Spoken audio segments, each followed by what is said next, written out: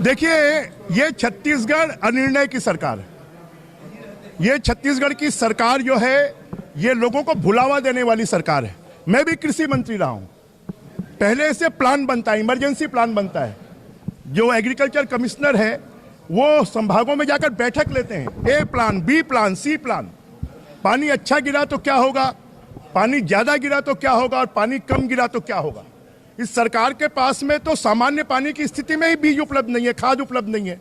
अगर लोगों का बीज जर्मिनेशन नहीं हुआ, उनको दोबारा फसल की, मोटे फसलों की, कम पानी की आवश्यकता वाली फसलें बोना है तो कहां से बोएंगे। अगर ज्यादा पानी गिरने से बस्तर में फसलें खराब हो गई तो उनको दोबारा बीज कहां से उपलब्ध करवाया जाएगा। तो ये छत्तीसगढ़ अनिर्णय की सरकार है।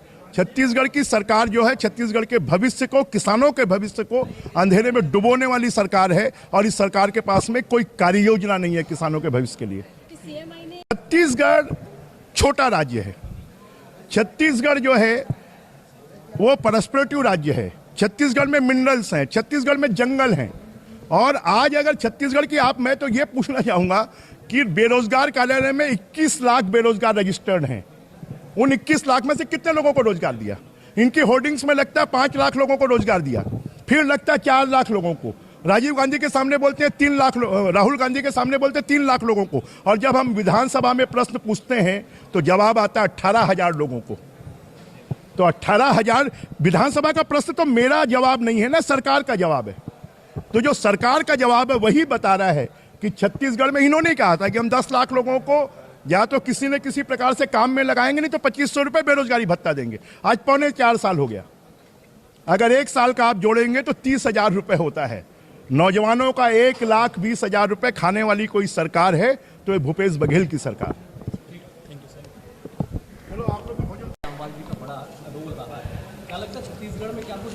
निश्चित रूप से नॉर्थ ईस्ट जो एक कठिन क्षेत्र था, दुरूह क्षेत्र था, जो एक्सट्रीमिस्ट का क्षेत्र था, उन क्षेत्रों में जब उन्होंने कमल का झंडा फहराया है तो छत्तीसगढ़ तो भारतीय जनता पार्टी का जनाधार वाला क्षेत्र है।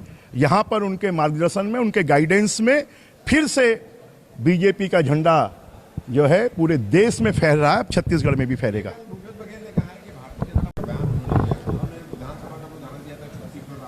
ऐसा है, केटी तुलसी कौन है, वो शुक्ला कौन है,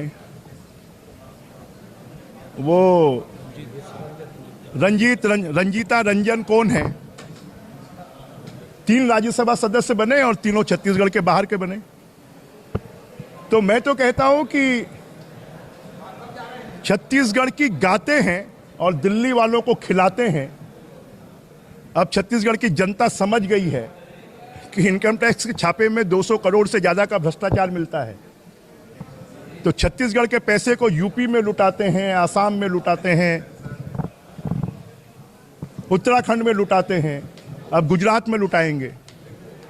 तो खाली बात छत्तीसगढ़िया की करते हैं, परंतु छत्तीसगढ़िया के लिए हमने विधानसभा में प्रश्न पूछे हैं।